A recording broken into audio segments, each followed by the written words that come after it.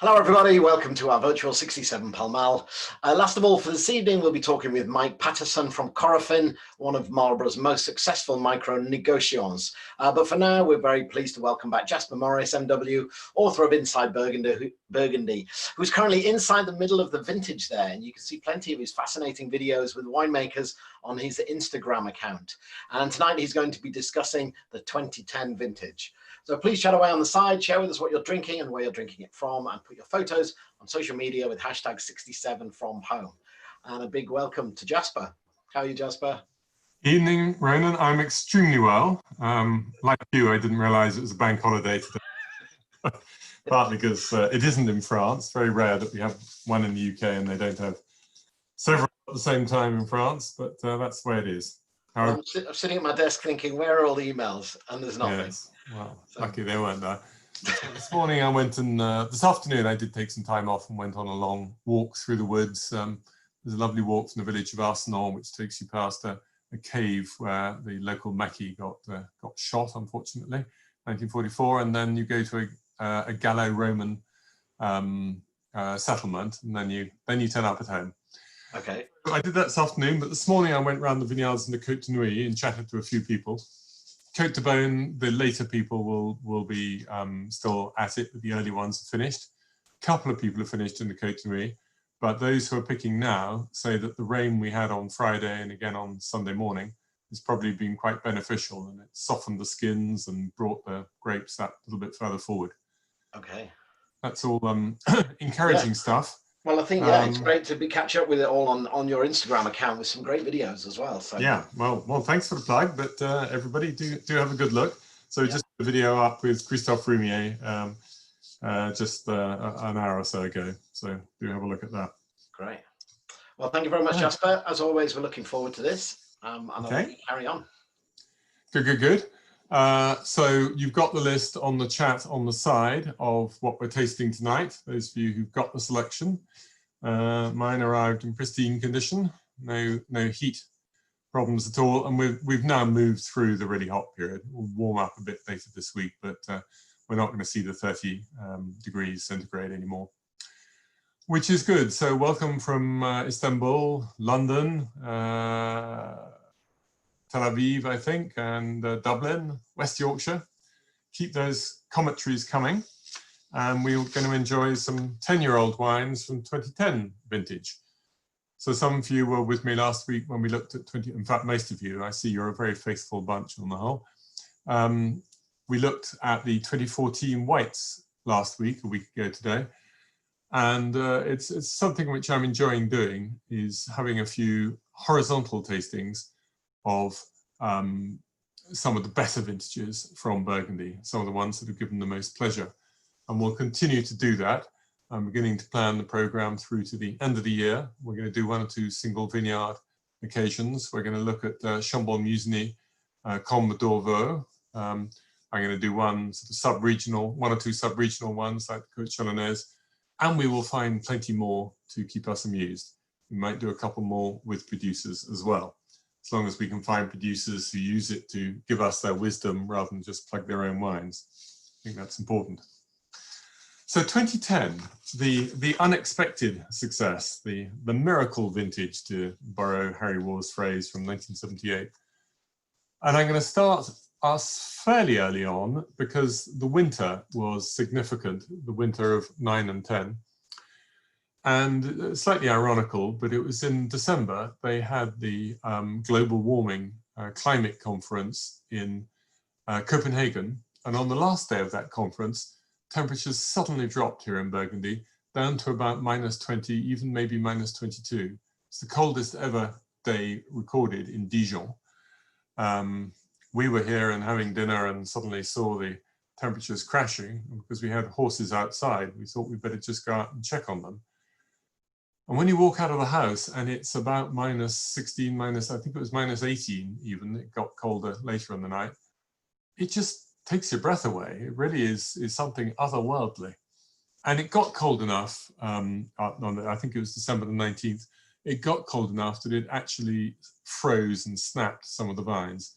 They still had some sap in them, and the sap froze inside the vine stock, and quite a few didn't come back to life in the spring.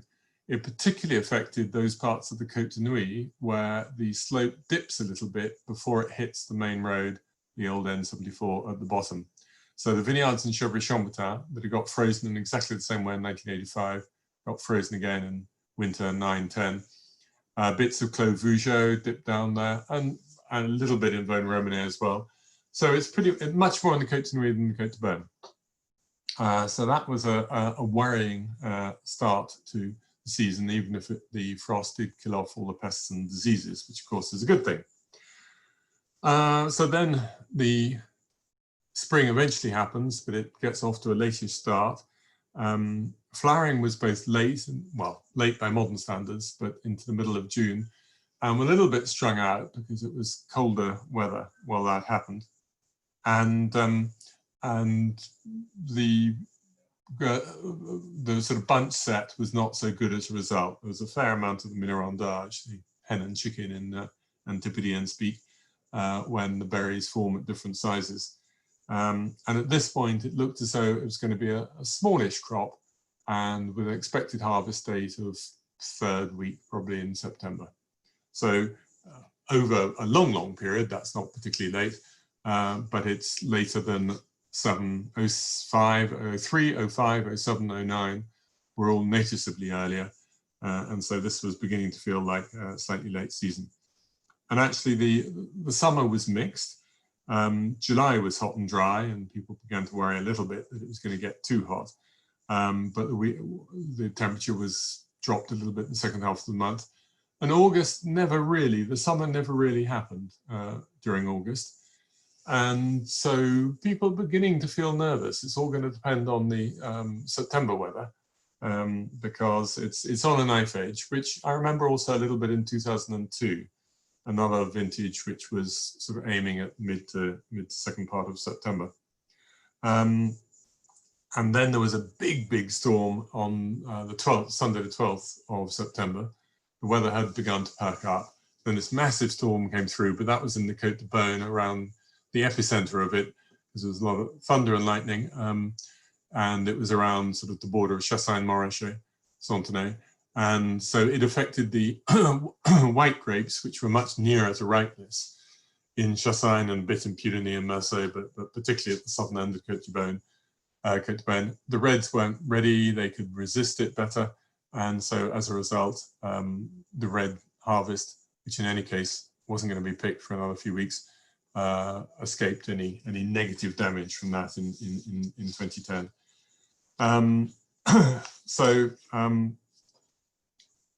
At this point, everybody is sort of thankful that the crop isn't that big, because with these very varied weather conditions through the year, I think if it had been the same size crop as 2009, it would really have struggled to get ripe, and rot could have set in and been a big problem. But it didn't. And then towards the end of the month, they start picking the reds from the Côte de Beaune from around about 24th of September. And again, it's in fairly mixed weather conditions, but it doesn't really matter at this stage. They're not too fragile. They got away with it. And then through to the end of the month and even into October, the last of the reds come in the Côte de Nuit. And at this point, everybody's saying, well, thank goodness we've managed to get the crop in. The disasters which came pretty close to happening haven't happened. And at the end, there was a little bit of the north wind, which is so often the savior of Burgundy, again, a parallel with 2002, also happened 2004, 2008. That came and sort of saved the day, but nobody's really expecting much more than saved the day. And then we came to taste the wines in barrel a year later. In terms of vinification, people who sometimes use stems and if the vintage is suitable, then they probably use much less in 2010 than 2009, for example. In the same way, they probably used a bit less in 2017 than 18. But anyway, so we come to a year later. I'm tasting the wines in barrel now, in common with other wine merchants and wine critics. And we think, hey, these are actually quite nice, really. Not at all bad. we begin to feel more optimistic. In those days, of course, I was selling wine, and so we're able to write fairly positive text for the January Burgundy offer. And increasingly at the January tastings, they showed well, customers, consumers were really liking them. And so it built. And over the next few years, we've come to consider 2010 to be a really charming vintage for red Burgundy, and perhaps more than charming. It is, to my way of thinking, and we'll see what we think at the end of this session, it's as good as, it's better than 2002 in the style of a vintage that didn't start out to be great, but actually has done very well.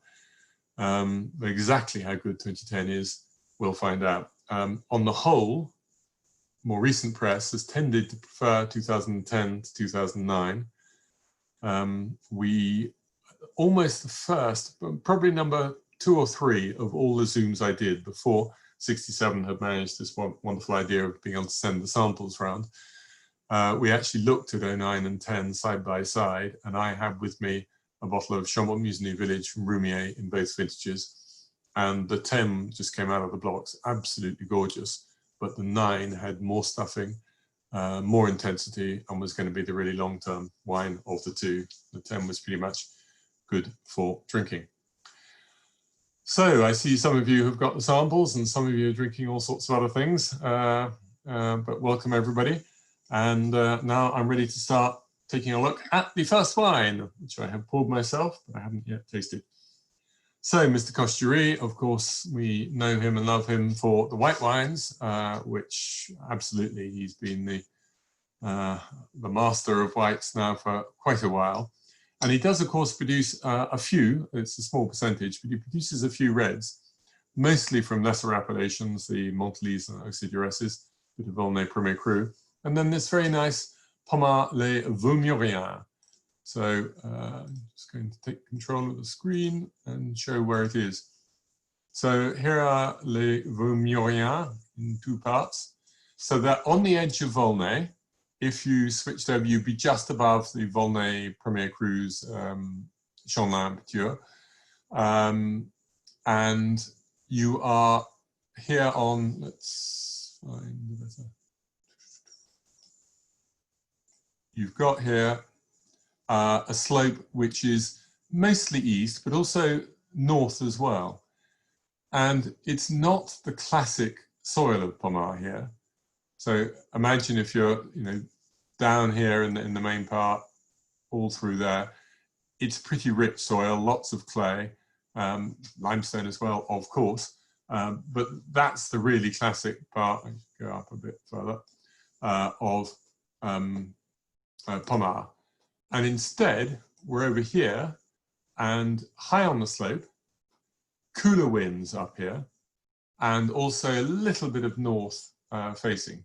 So you're expecting something which is a little bit more chiseled, a little maybe elegant for Pommard, but not massively weighty compared to what you can have. I'm just going to have a little sip of mine. So, I mean, I had a hope at one point that, we knew that we couldn't stop pricing shooting up for the white wines of Costurie because they're so popular.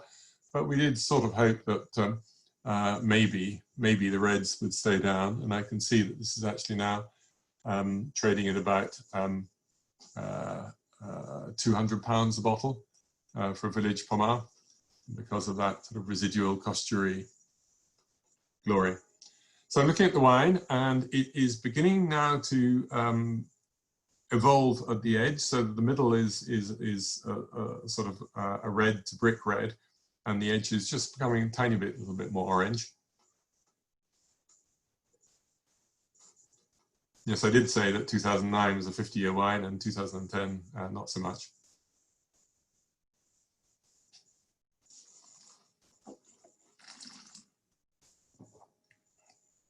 I perceive even on the nose, I'm always told that you can't smell tannins, but actually I find that I can smell a wine that's going to be tannic.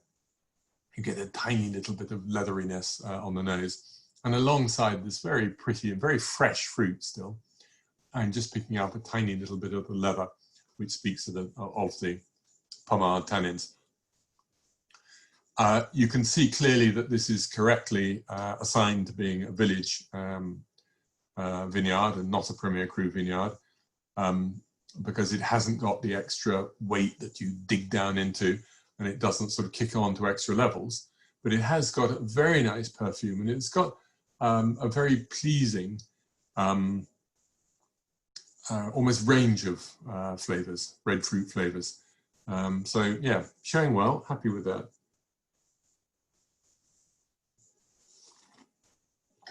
Since we got a village Pommard, I'll just talk for a little bit about one or two other vineyards here. So you've got some the heavy soil stuff is down here, doesn't stop them making good wines. And of course, everything belonging to the Chateau de Pommard in this rectangle here, that's all down there. And they managed to make, from some of those plots, some really pretty fine wine, powerful fine wine, which they do also charge quite a lot for. But I've been impressed with their winemaker, Manuel Sala. They've made some good wines. My other favourites are up here, the Noison and Petit Noison. So like Vaumurien, they're high on the slope, but this time they're actually facing more down to the southeast. And they seem to be able to crop at decent levels, probably a little bit more there than up in Vaumurien. But Petit Noison and Noison have been on a roll. Arguably, now with the global warming, we're going to see more interesting stuff consistently out of Vaumurien, Trois Follots, Vache, a very nice name, La Vache, the cow. These sorts of vineyards here and the Vaumurien. Right, that's made a mess on that particular Pommard map with all those circles, but it gives you an idea of what's going on.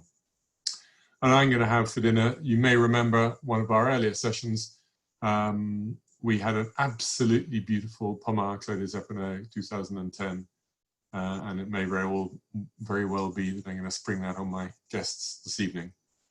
I have guests from England staying, and I was going to serve it to them blind, but I think one of them is listening in, so let's blown that. Never mind. I have to say, I served them some wines last week blind, and one of the guests spotted Charme Chambertin from Denis Bachelet, didn't get the vintage right, but picked the vineyard and the producer, and he's not a professional wine person. And he also picked the Cassuda Pinot Noir from Martinborough as well. So I was well impressed. On we go. So from Pommard, we're going to go next door to Volnay. We're going to be quite high on the slope here as well. Look, there is no end to Ronan's talents because he's got up onto the screen the Volnay map absolutely straight away. Need to pour mine. Left my samples in the fridge a tiny bit too long, so a little bit cold now. And it's really got noticeably cooler here in Burgundy. I'm no longer wearing one of my very lightweight shirts. Right, so in the same way that Volnay, as Pommard, in the same way as many, many villages, you can see in that sort of fleshy colour in the middle, the Premier Crus, and it's just a solid band across the middle. And I tend to think that the ones south of the village are the best, plus of course Clos des Ducs up here has its own special character. But classically it was Cairet here, followed by Champon, Centenot that's over the border here in Meursault, Champon here, Chevrolet here. And it's only more recently that Taipier and Clos de Chêne have really joined the crowd of absolute favourites. So we've gone to Domaine Jean-Marc and Thomas Boulet. 2010, Thomas was fully involved. I think, broadly speaking, him making the wine by that period. And something, of course, that I thought some of these domains, well, I know exactly how they make the wine. And then I remembered back that they weren't necessarily making the wines in exactly the same way as back in 2010. So here we have Clos de Chêne, 2 parts, and I'm pretty sure I'm right in saying that the Boulay holding is a little bit more in the upper part. It's certainly a vineyard that Thomas Boulay, who has really brought this domain up into the top category, he thinks that this is quite an austere site. And I can see what he means. We're getting higher up on the slope, so we're above the 300 meter contour line here, particularly if you're in the upper half, as he is. He's also got some village wines up above in his Blanche, and also he's got this La Cave des Ducs as well. So he's fortunate in his Clos de Chêne, whereas his Cairo is very young vines, and the Clos de Chêne, these are old vines, 50-year-old plus. And let's have a look how it's showing. At this time, I don't think they were using any whole bunch. And this is a vineyard to which in recent times, 2017, 18, and starting a little bit before then, it would have been made as a destemmed wine. And incidentally, just that commentary that's going through on the chat about £200 on the Pommard, that's not the domain that's doing that. That's the secondary market that's decided if it's costerie, it can do no wrong. I'm not buying it at that price for sure. But as Paul suggests, 60, 70 pounds, then yeah, absolutely. Pommard from a single vineyard, but not a Premier Cru. You'd hope to pick it up on Primeur, you know, below 50, and later on in bottle retail, maybe 60, 70 is reasonable. Right, so now we have young Thomas Boulay. He's one of the crowd of modernists, postmodernists, I think I'm going to call these people, who are beginning to bring up the canopies and the trellising much higher up, giving a little bit more shade, a bit more foliage, hoping to reduce the, or at least stretch out the ripening longer so that you don't get sugars bounding away before the rest of the grapes, the other aspects of the grapes have got ripe. So as I say, this is a domain in very good condition, and they've built a whole new winery on the premises in 2016. So one to look out for, onwards and upwards. The nose is a little bit backward to me.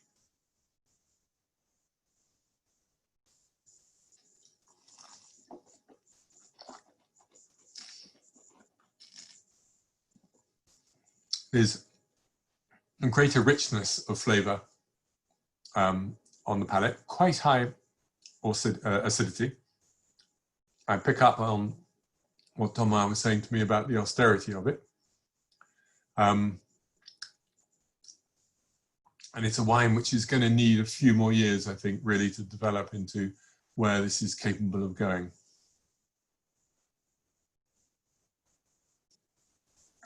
At the moment, I'm finding it a little bit in 6s and 7s, but there is an intensity of fruit, which I'm positive about. So wait and see, and we'll try that again on air before we go a huge amount further. One thing I would say, since I might as well use this opportunity just to bounce ideas off about where the vineyards are, if classically it was down here, was the exciting bit. Now, I think with the global warming, I'm really excited about Clos de Chêne Taipei. They weren't highly rated by Dr. Laval in the mid-19th century. The area that worries me a little bit is down here, Fremier Angle, draw the line quite right, place Briard. There's not so much topsoil here. These were always very, very early ripening vineyards. And these are the ones where it's becoming more of a struggle, I think, to get the grapes in the right balance at harvest time. And really, it's been fascinating in this 2020 harvest to watch people, how they're reacting to the conditions and which way to go. Do you start picking when you begin to see the acidities dropping and the sugars rising, or do you wait until the skins and the tannins are fully ripe? This year, the pips seem ripe, and the tannins, the skins, if you picked early, were perhaps just short of ripe, but you do have to make some sort of compromise. If you wait until your skins are exactly where you want them, you might find that your acidity has crashed. And I'd rather compromise on a not quite ripe skin than have to acidify. Kate, yes, global warming really is making a difference now. And for me, I've said it in several of our zooms that we've done. 2018 for me is the turning point, and 18, 19, 20, they're vintages all in a style. 09 and 15 give you a lead up to it. And 03 was a complete outlier. Jeffrey thinks this wine isn't fundamentally out of balance. I completely agree. I just think it's not quite the right moment to be drinking it now. So, and yes, there is certainly greater length of flavour in this. You can see one was a village wine and the other is a Premier Cru. I think that's justified. One last sniff before I move us on to...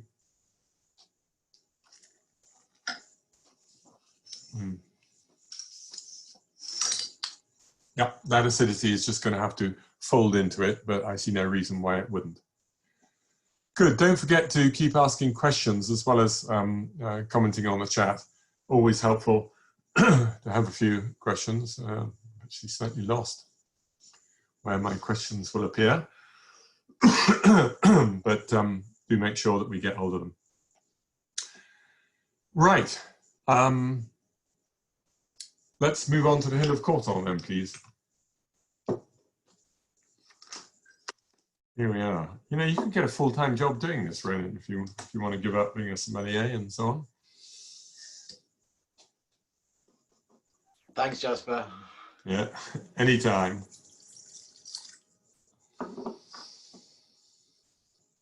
Ronan, also let me know if there are questions. For some reason, I'm only seeing the chat at the moment. I think it's because you're sharing the maps with me, so I can't see the Q&A. Yeah, I will do. There's none at the moment. None at the moment. Great. Okay. Right. So, Mr. Rappe. I've been trying to get one of his wines into one of these tastings for a while because I think he's one of the undersung stars. I took a team round. We do this with my neighbour Becky Wasserman. She does what she calls her Bouillon Symposia, and for a week, inside of a week, Sunday through to Thursday normally, we go and look at one village in real detail. And last year we did both Massot and the Hill of Courton. So we went to see a few people in Courton. We asked them to put on tastings, maybe all their wines horizontally in a young vintage and then go back with something older. And Vincent Rappe did it differently. He took a Penon Vergelès Blanc and a Penon Vergelès Rouge, and then his Courton Charlemagne Blanc and Courton Charlemagne Rouge.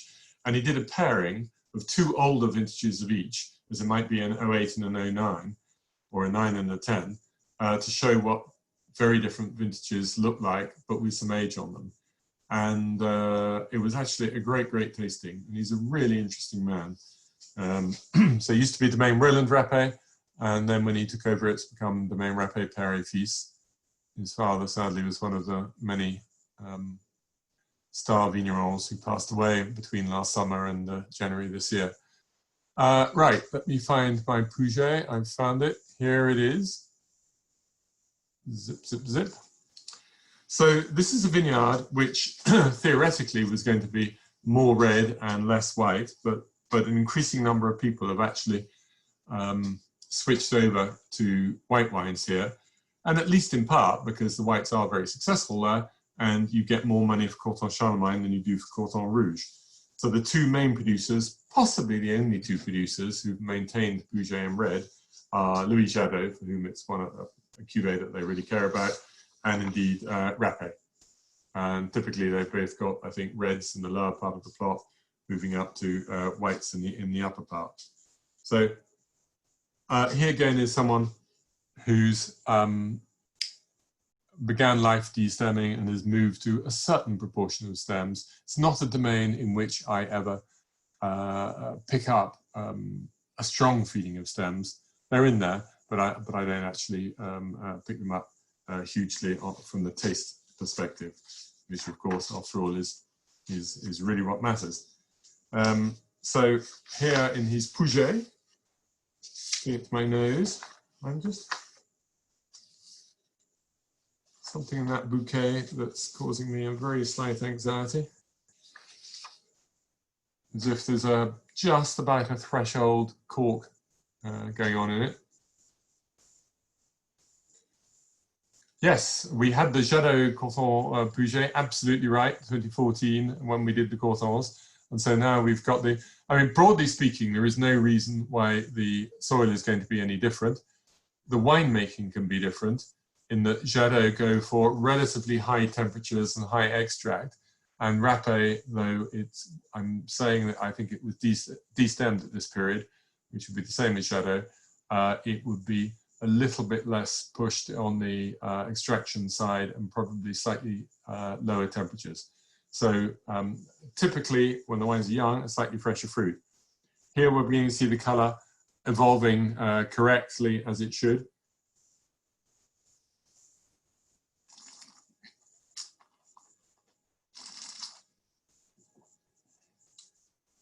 I got in my sample a threshold of a cork taint. Yeah, Paul has, we must have come out of the same bottle. I think there is. So, you know, we all know it's difficult when you first open a bottle. When it's just fractional, it doesn't show and it develops in the glass. So by the time these have had a few days, yeah, it's coming through now. Most people, Alistair might have had a different one because of the rosy red fruit. Yeah, no TCA there.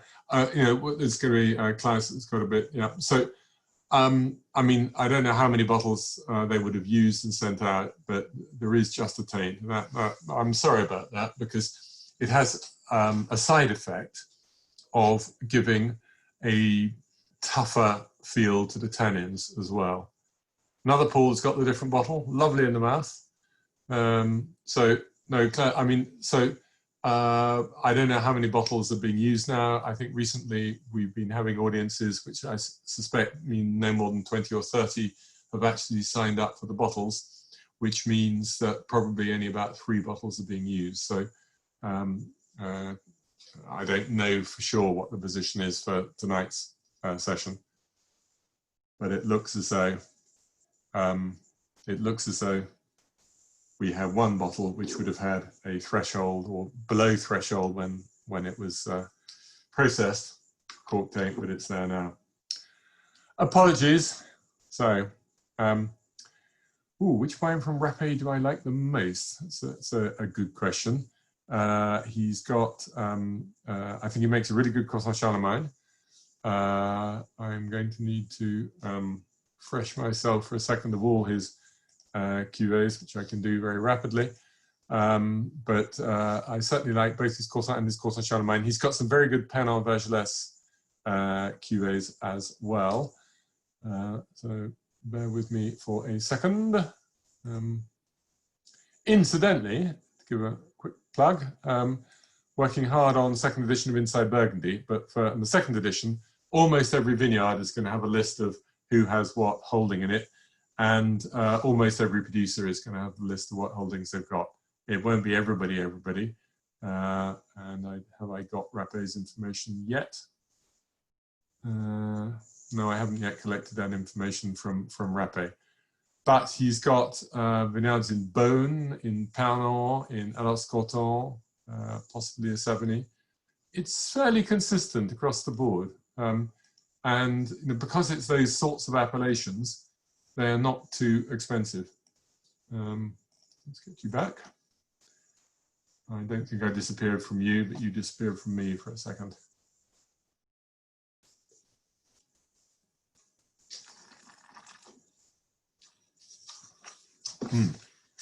Yeah, I start to say, oh yes, I like the fruit in that, and then I get hauled back by that little bit of cork. Bummer, but it's there to remind us. Sid's got a question which is more about 2020, so I'm going to save that up for a little bit later, Sid, but thank you for asking it. Okay, so I thought I would do even Stevens between Côte de Beaune and Côte de Nuits in 2010. I actually don't think it's a vintage where there is a clear benefit from one coat over the other. I do sometimes think that. For example, 2006, I felt was definitely a Côte de Nuits vintage. 1979, 1989, and possibly 1999 were more Côte de Beaune vintages. So you know, it can vary. 2010, I haven't come to a firm conclusion either way around. And we're going to move now to Geoffrey Chambertin and see what Denis Mortet, or rather his son Arnaud Mortet, Denis left us in 2005, see what he thought about, oops, I'll just grab the annotation back. I haven't got control of the screen, sorry. I'm going to get control of the screen again and clear away.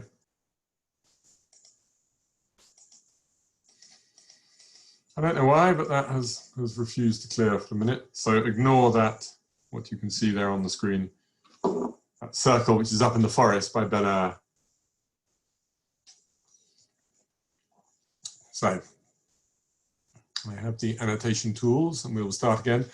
So village Geoffrey Chambertin, it's a huge amount down here, which is lighter, very much lighter color and sort of soft red fruit. Bits of strawberries quite often come into it. And then you've got north of the village and heading on into the half of Brochon, which is allowed to be sold as Geoffrey Chambertin. Let's see if I can clear it. No, still can't clear that one. Never mind. Apologies for that. Let's see if I can do it with the eraser. No. Enjoying playing around with the different things. So, back in those days, the Domaine Mortet used to make a regular Gevrey, and then they had Enchant, which was out on its own, and then they had other vineyards which they classified as Vieille Vigne. I think Anderet was one. Can't remember if they got Jeune or not, but they're pretty much all in this sector. More recently, they now make Mes 5 terroirs. My 5 favorite terroirs is the blend of Geoffrey Chambertin, which Arnaud Mortet makes under the Denis Mortet label. He also has Gevrey Vieille Vigne under his own label, but those are vineyards that have come to him separately and subsequently. So they've just built themselves a new winery, but of course they didn't have it at that time. And let's make sure I get the right road, but I think I can place their winery exactly here. I should remember it's not, the stars don't come out very well, where the heart is. So this, again, this would have been destemmed at the time, and nowadays is, just gonna rinse the glass a little bit, make sure it's all right.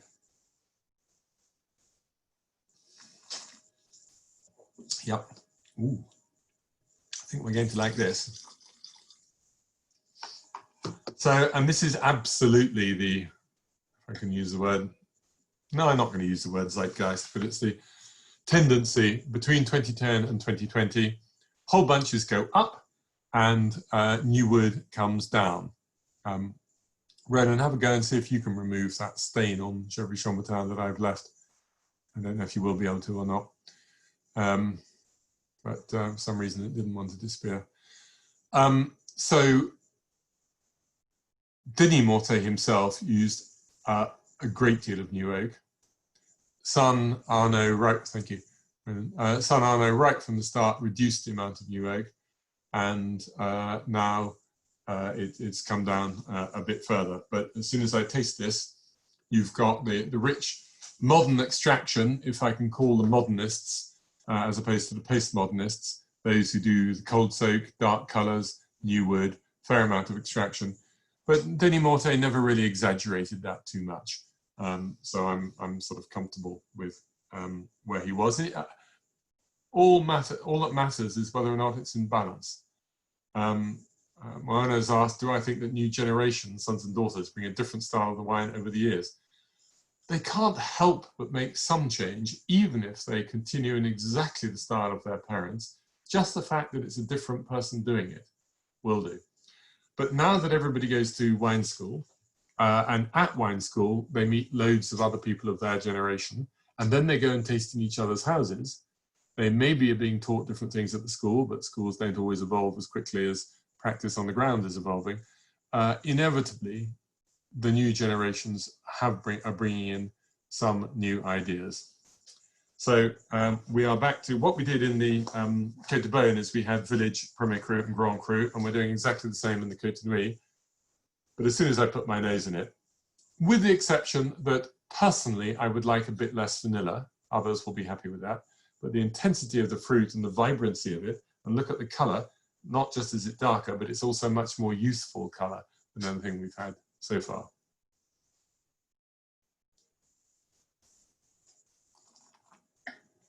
Just to point out that one or two of you are sending your messages to all panelists, and if you could reconfigure so that it goes to panelists and attendees, there should be a drop-down menu that enables you to do that.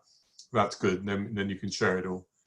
But various people with Christian names beginning with K are just on all panelists at the moment, Kevin and Klaus.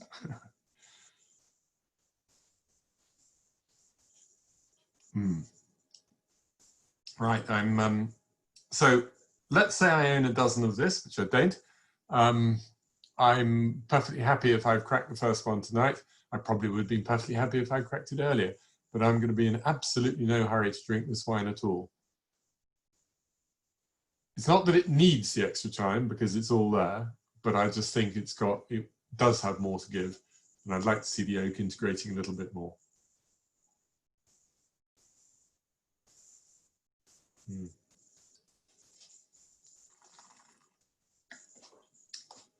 I think Counsel of Perfection is probably, if you were to have a case and to start now, do drink one now, one next year, and then suddenly you'll hit the moment when it's better than it's ever been before, and then you can drink quite a lot more. But there's a glossy feel to it without losing the vibrancy, but it's got that generosity and glossiness, which I do think of as sort of school of Geoffroy Chambertin, of the people who get it right, the Claude Dugas, the Denis Mortez, increasingly I think perhaps Dugas-P. It doesn't mean so it's the only way of doing it. It's not the same as the Rousseau way, and of course I absolutely love Rousseau, and various other people who prefer not to do it. But yeah, star page 3 stunner. I consider that to be really a success tonight. One of the sadnesses out of COVID, I mean the first world problem type of sadnesses, is that we couldn't do our 10-year-on tasting of the 2010s that would have been on the second Sunday in June.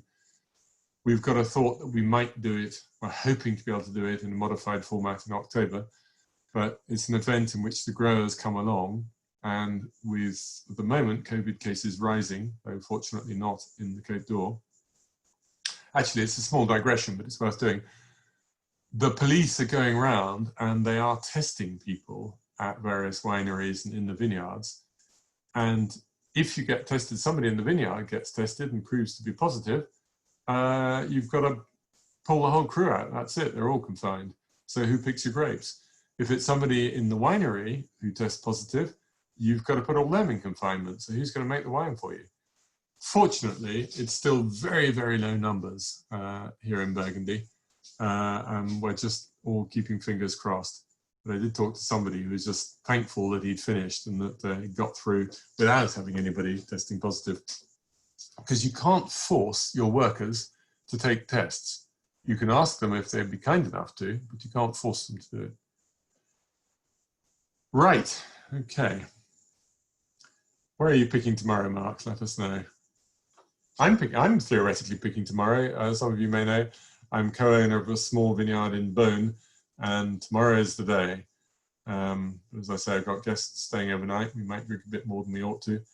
Well, so far, I haven't heard any cases where it is, but I think what you'd have to do is pull that crew out and maybe ask somebody to pick it for you, or possibly, Paris has thought, have to put in a machine to pick it.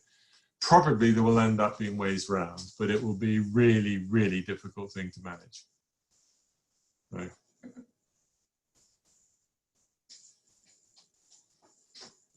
While we're on the subject of picking, I can tell you that at 6'4", 6'5" inches tall, it is not something I find very easy to do or can do for more than about an hour. Right, enough chat. Let us move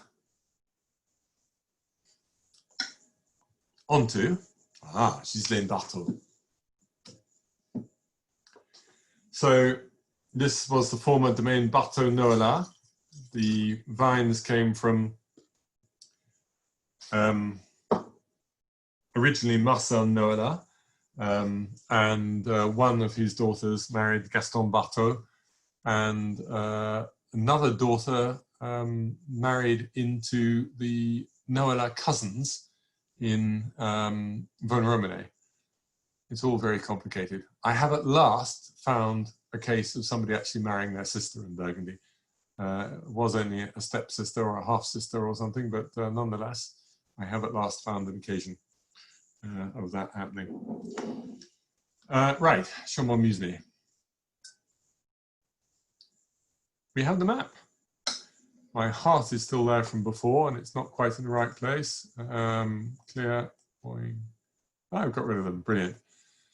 So let's get my heart going. Where are the Beaux Bruns? The Beaux Bruns are here, the beautiful browns. So you will notice from Beaux Bruns going southwards, aux Échanges, aux Combottes, not Les Plantes, but those three, they are all partly in Premier Cru and partly in Village. And there is a difference between the two. It's not arbitrary. You also have it up at the top with Les Crabes being a bit of both. And of course, La Combe d'Orvaux, which is part Village here, part Premier Cru here, part Grand Cru as Musigny, and there's also a little bit down here, which is just generic Burgundy. So that's going to be one of our Zooms coming up, I think 9th of September, when we're going to look at the Combe d'Orvaux vineyard. But back to the Beaux Bruns, the beautiful browns. The vineyards, the vines normally go down the slope, so from the top at the west down to the bottom in the east. The Premier Cru bit of Beaux Bruns, they actually go north-south, so they go horizontal with the roads rather than up and down the slope. Possibly because you can see how the vineyard is shaped, and possibly because you can get longer rows in that way. So here we have Ghislaine's, and I don't know the exact age of her vines, but I do know that this is one of her oldest vine parcels. And I mean, this domain is unique, and now I'm going to test my memory. They have no vines outside Chambon Musigny. They don't have any Grand Crus. They have obviously some Village Chambon, but they have 11 different plots of Premier Crus, and now they've started doing all 11 bottled separately. So let's see if we can get them. We've got Beaux Bruns, Gras, Fuet. They have the only bit of Premier Cru Verroal, though the map doesn't actually show that there is any. A tiny bit of Sentier, which is now bottled apart, but only very recently. So that's 1, 2, 3, 4, 5. They've got Baude 6. They have some Noiro, which again has only just recently been bottled. They have Granchet. For some reason, those two. Some of my hearts are disappearing again. Boing, boing. That's 1, 2, 3, 4, 5, 6. Gone away. Combotte 7. Châtelet 8. Charme 9.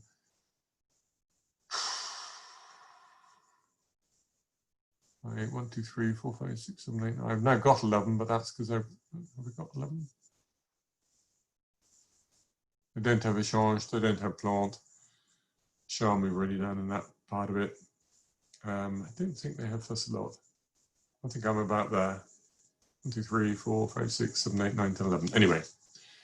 But Beaux Bruns is frequently one of my absolute favorites. I love their Fuet as well. I love their Gras. But Beaux Bruns I've always had a weakness for.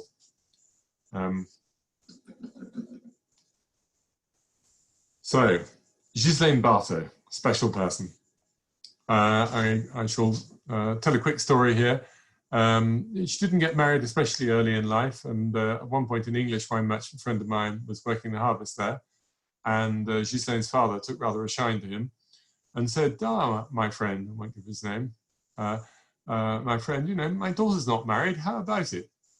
And my friend said, well, I mean, I adore your daughter, she's absolutely terrific, but unfortunately back in England, I'm already married. And old Gaston Bartho said, well, I'm broad-minded. Anyway, so then subsequently, Ghislaine either married or at least her partner is Louis Boyot, and they both have substantial demands, and they have just one child, a son Clément, who's taller than I am, and he's a very strong lad and needs to be, because he's actually from 2019 taken on vinification of both domains. But Ghislaine does have her own style. Hard to put a sort of complete expression on it. From 09 onwards, she learned that she needed to start picking early. No question. What is the name of Gislaine's dog? God, I don't know. I'm sorry. Yeah. Maybe called Ghislaine, Klaus, but. So she makes vines, they're destemmed. As I say, old vines here. It's a pretty cool cellar. Her cellar is cooler than her husband's cellar, even though they're in the same building. That's a pretty classic nose. That's exciting.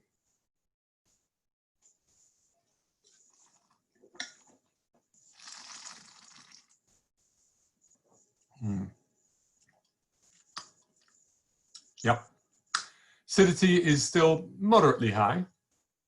It's better integrated with the fruit because the fruit is richer than it was in the case of the Volnay.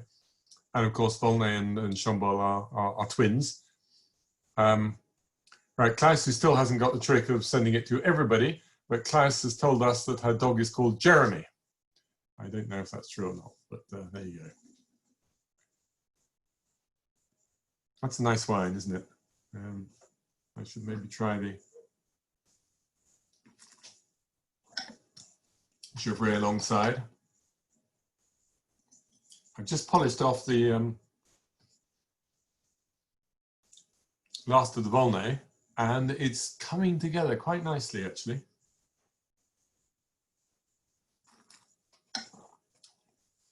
Unless they're asking if it might be a wine of the night, but of course you're all going to have the chance to vote.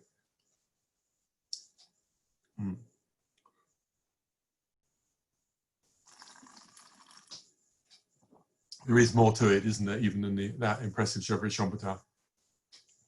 And frankly, I love acidity in my Pinot Noir. I really do. And once you have it with food, then acidity disappears into the food. But it is not a worry. I'm told that as you get older, you like acidity less, but it hasn't happened to me. I can reveal. Good, good, good. Should be leaving some wine for my friends downstairs and my wife for later, but it might not happen tonight. Last wine of the official 6, we are going into Grand Cru territory with the Echezeaux, made by Claire Naudin. She's beginning to label her wines as Claire Naudin nowadays. Prior to that, they were Henri Naudin Ferrand.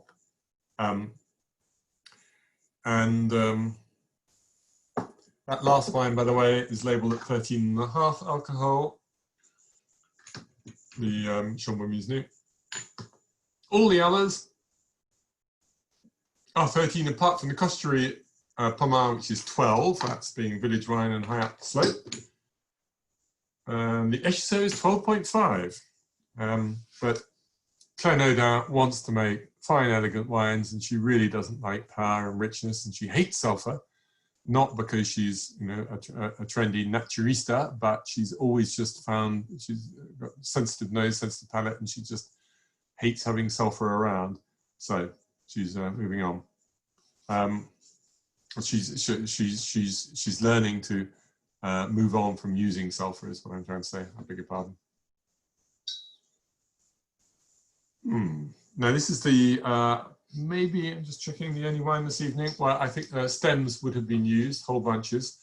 She's now very strongly in that area, and some of her range, not all of them, but it's clear from the labels on the bottles, some of the wines are moving to sulfur-free for vinification, and then in the maturation it depends on how they're showing, but she will add a little bit of sulfur before the bottling. Let's see if we have any Uber geeks who can tell us who she's married to. I told you who Ghislaine was married to, but who is Claire married to? Give you a second or two to get it up there. If not, I will reveal all. Yep, Paul Day, not unsurprising, has hit the nail on the head with Geneviève Bizot. So she is not as absolutely sort of ultra tunneled in her thinking as Jean-Yves, but Jean-Yves Bizot is no sulfur and all whole bunch. Well, look, we're developing some romances on the chat, so if you haven't been watching the chat, please do. Quite fun. Kate and Alistair, stop flirting.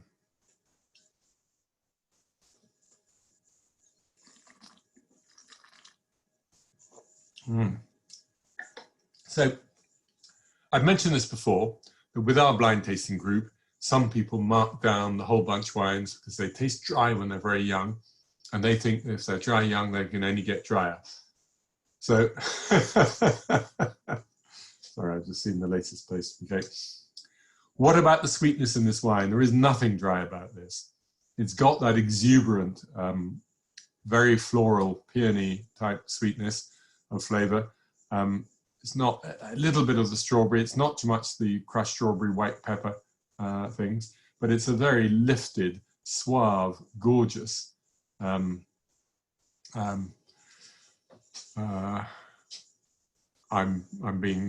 losing my focus because of what's happening on the chat there. Never mind. But it's a really gorgeous, beautiful bottle of wine. And actually, compared to the two previous wines, I think I probably, out of the 3 Côte de Nuit wines, this is the one that I'm probably going to drink now. Let me show you where Echezot is fun, because the great authority, Mr. Sylvain Pittiot, his atlas insists that Echezot is 36.25 hectares. Several other books have 37.69. I can't make any of these figures. No, I've gone too far, apologies. But this comes from Les Rouges du Bas, which is that sector there. But actually, give it back. I don't know why it's disappeared. Let's try again. Actually, there are a couple of, well, too bad, you've seen me do it. You worked out where it is. There are a couple of blocks down at the bottom of it. Oh, it's come back, great. The two here and here in those gold stars, disappeared, will come back probably. There are 2 segments which everybody describes as being in the Echezot du Bas. In fact, I think are in the Rouge du Dessous. Anyway, du Bas. I'm trying to make sense of this, but I have got too much surface area. This bit over here, which is the En Orvaux bit, is cited as being 5 hectares, and I've got enough people in En Orvaux, and I can see where their plots are to make 8 hectares. So I'm still fighting with it, but when I was preparing for tonight's Zoom, I ended up going off on a tangent and trying to get all my numbers in Echezot together. Anyway, I've contacted Sylvain Pittiot to say, oi, I can't make your atlas work on Echezot. We will know more later. Almost all of the growers actually have rows which come almost all the way down from top of the hill down to the bottom of the hill, apart from this little block at the bottom there where they go sideways, but everybody else is coming all the way down. What else can we tell you about this? She has got, I haven't bothered with sizes of holding, she's got 1/3 of a hectare, which is enough to make a decent amount of wine.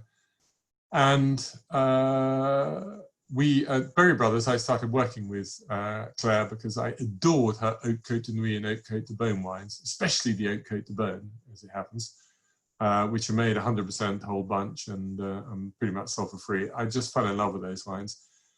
And we couldn't have every cuvée. We couldn't have the Echezot because that was with Domaine Direct, which is, I think, was the only source in the UK for her Echezot. But we took, otherwise, all her whole bunch wines. And I got on buying them from her for my own cellar here. I'm a big fan, I must admit.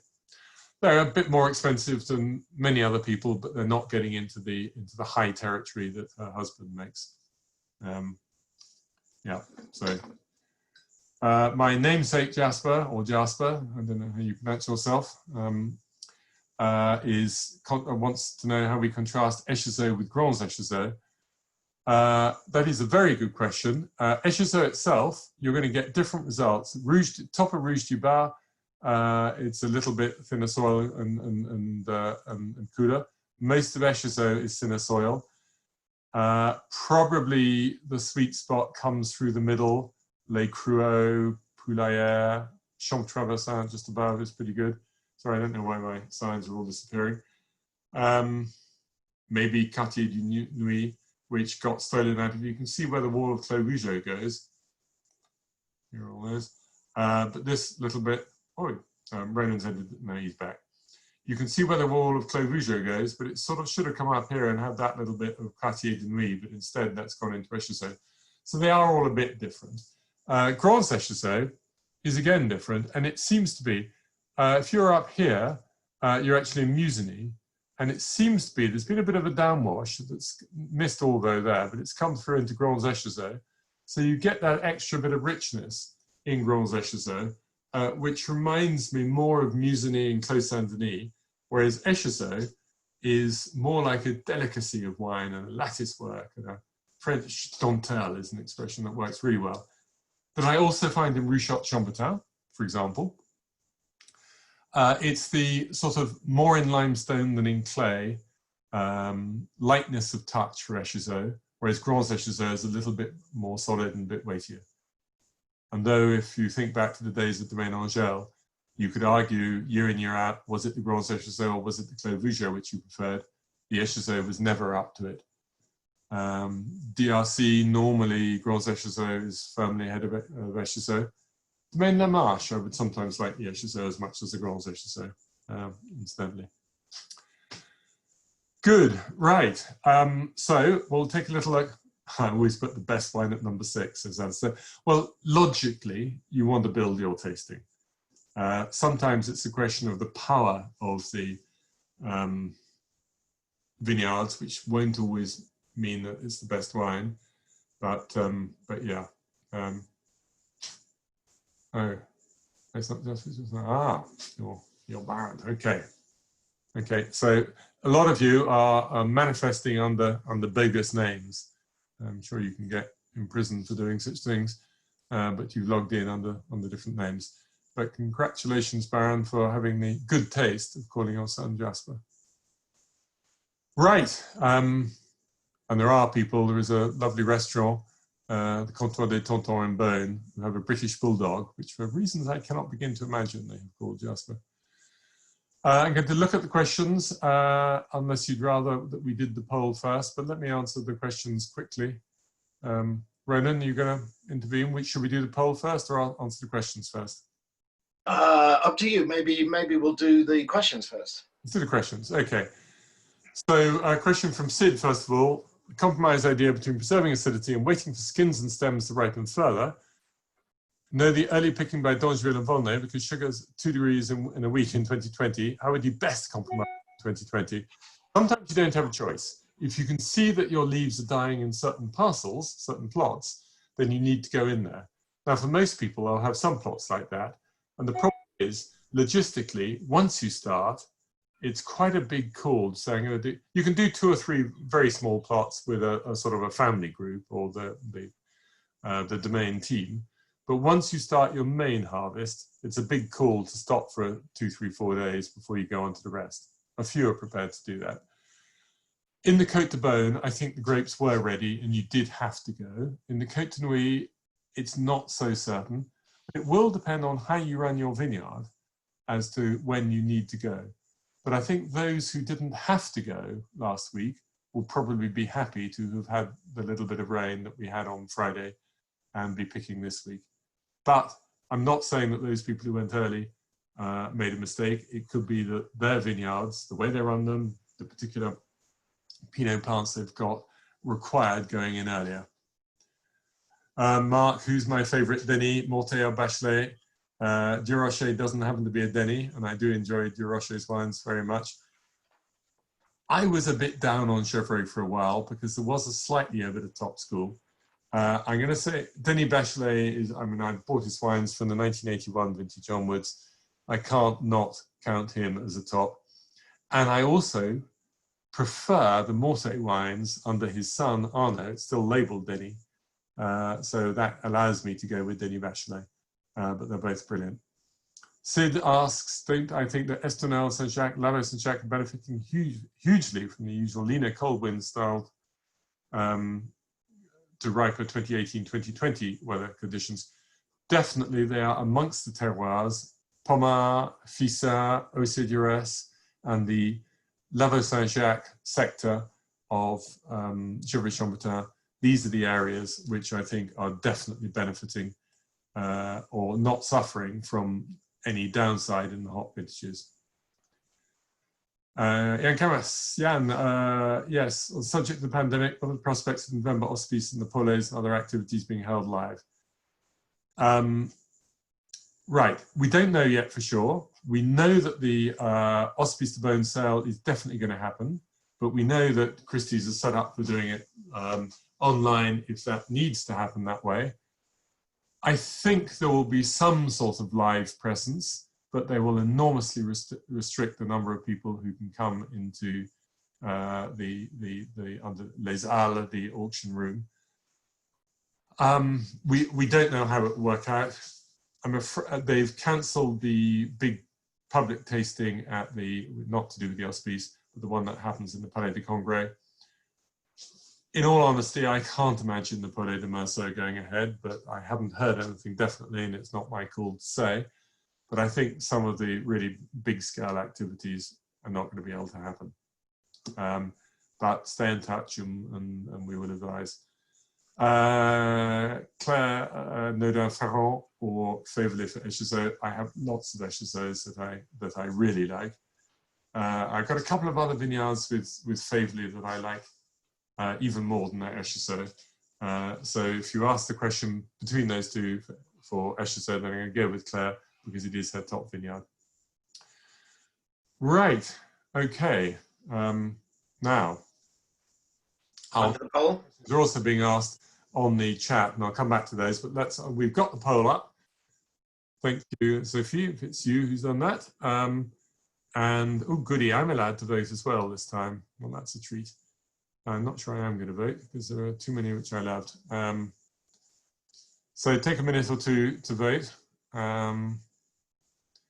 We've got 3 Côtes de Beaune, 3 Côtes de Nuits. We've got 2 girls and 4 boys. We've got I voted. Submit. Everybody else, are you ready? Have you voted? Hope so. In which case, countdown. Let's show the answers. So Costurie gets some votes. Frappé gets a vote, so they get some % each. Third position. So Côtes de Beaune not coming out. Our selection. Whether or not this is actually very interesting. That's disappeared from my screen. Oh no, it hasn't. I just put something else in front of it. So that leaves us with the Gevrey-Chambertin, which all really impressed us as soon as we had it. Just gets onto the podium in bronze position, and then the top 2 are clearly the Ghislaine Bateau and Claire Ferrand. So the girls win it hands down. Yay! They make wines of various styles, and that absolutely is not a feminine style of winemaking, I would insist. But that's interesting to hear your thoughts, and thank you for sharing them. I think I've covered the, yes, on tonight's showing, when Côtes de Nuits does win above Côtes de Beaune for reds, it hadn't particularly been my thinking beforehand, but I haven't enormously been tasting them. So tonight is yet another. We should never look at an individual tasting note or opinion as definitive. All they are plots that you can draw on the graph, and you need to allow your opinions to evolve. And tonight is one of those steps forward, which does show quite how well the 2010s and the Côtes de Nuits are doing. My opinion on the longevity, I really don't think, we're now 10 years on, I'm inclined to think that we would go as far as up to 25 years for the top examples, but I don't really see them unless you like those very delicate ancient wines. But very few of these wines you couldn't start drinking, and almost all of them will be in very happy positions within another 5 years. So there we go. Right. I hear Ronan breathing. Jasper, I was just going to ask you what you're doing next. I think it's Chambon Mazanidi Comdovo. What I'm doing next is going downstairs for dinner and a few. But next is Chambon Mazanidi Comdovo, and I'm quite excited about that because it really puts me on my mettle when I've got to be able to be so precise and actually look at different people's holdings and what they do. And there are 4 main people who've got the Premier Cruise, and we're going to have all 4 of that. We're going to have 2 stars at the village level. We're not, in fact, going to do Jacques Prieur's Musony holding, but we're going to do all those. And then after that, it's Côte Chalonnaise, where again, I'm looking forward to it because I've specified exactly which producers I want, and that's going to be good. And now I've got to think up a few more evenings. So do let us know if there are particular styles of tasting or particular producers or vineyards that you want us to do. And I am going to sign off then. I didn't get an gougere tonight, but I got a full dinner for downstairs. Good. And we can play around with the names of winemakers' dogs and all sorts of things next time. But thank you for joining. Thank you, Jasper. And see you again very soon. Bye-bye. Have a great dinner. Bye-bye.